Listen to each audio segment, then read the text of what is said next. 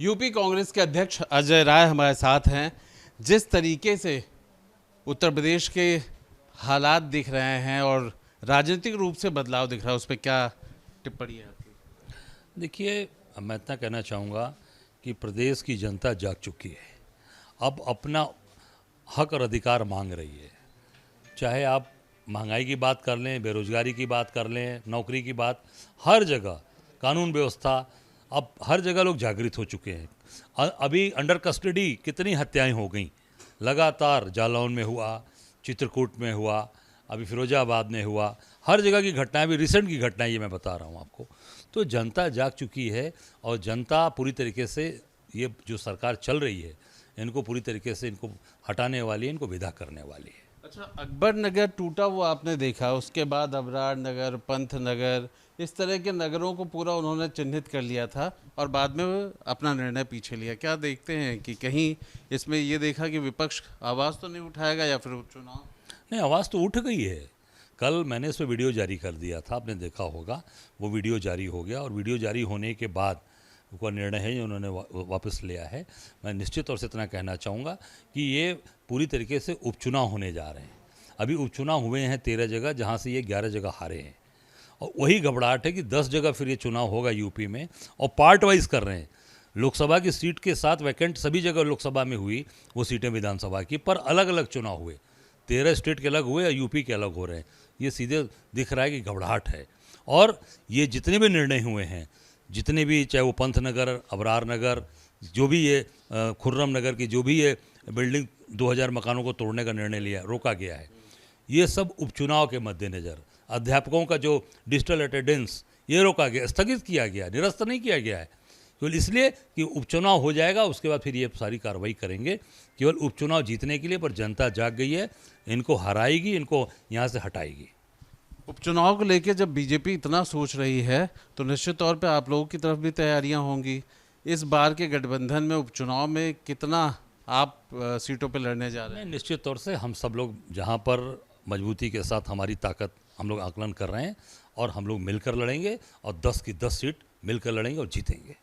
क्या ये जान सकते हैं कि लगभग ये बैठक कब होगी जहां पे सीटों को कुछ तय किया जा सकता होगा? दिल्ली में बैठक होगी, लखनऊ में आप रहेंगे? अब इसमें हमारे राष्ट्रीय नेतृत्व तय करें, लोग तय करेंगे। मैं भी बिल्कुल रहूँगा, प्रदेश अध्यक्ष हूँ, बिल्कुल रहूँगा। और निश्चित तौर से ये बहुत जल्द चीज़ें सामने आने वाली हैं कि पूरी ताकत के साथ कांग्रेस और इंडिया गठबंधन मिलकर लड़ेंगे। कुर्सी की जो लड़ाई दिख रही है सरकार और संगठन की, संगठन मजबूत है, इसे सिर्फ इतना ही देखा जाए या कुछ आप लोग इससे आगे बढ़ करके देख रहे हैं? नहीं, ये आप थोड़ा सा मैं इसको पीछे ले जाना चाहूँगा आपको। ये जो टकरार है, लड़ाई है, ये केवल आज की लड़ाई नहीं है।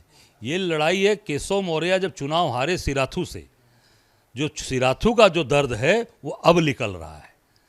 मौका मिल गया सिराथू के दर्द का, तो सिराथू के दर्द का अब जो है ये संगठन और सरकार, अब इनको समझ में आ रहा है। पहले कार्यकर्ता नहीं समझ में आए, तो जब केशव मौर्य चुनाव हारे थे, अब वो दर्द लोकसभा में जब ये बुरी तरीके से हारे हैं तो वो दर्द सामने आया है।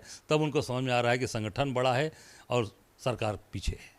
एक बात बताइए, आप लोग भी गाहे बगाहे इस बात को कहते रहे कि योगी जी का जाने का नंबर आ गया है और इस चुनाव के बाद चला जाएगा, तो ये जो भ्रम वाला या विपक्ष ने जो बात फैलाई थी, क्या उन सब चीज़ों को साफ करने की तो कहीं कवायद नहीं है कि कहीं केशव जी को संगठन दे दें या कुछ इस तरह के? देखिए, ऐसा है, ये आपसी झगड़े में उलझ चुके हैं। अभी आपने देखा कि पिछले दिनों प्रदेश कार्य समिति की बैठक हुई कहाँ? सबसे बड़ा सवाल ये है, जब कहते हो पार्टी विद डिफरेंस, आपने बैठक कहाँ की? राम मनोहर लोहिया विधि विश्वविद्यालय में। विश्वविद्यालय को राजनीतिक केंद्र का अड्डा बना लिया। बनारस में कार्यक्रम काशी विद्यापीठ बीएचयू में करते हैं। तो मैं समझता हूँ कि पूरी तरीके से ये सभी चीज़ों में उलझ चुके हैं और आपस में इतनी झगड़े इनके हो चुके हैं, किसी को भी हटाएंगे, योगी को हटाकर किसी को बैठाएंगे।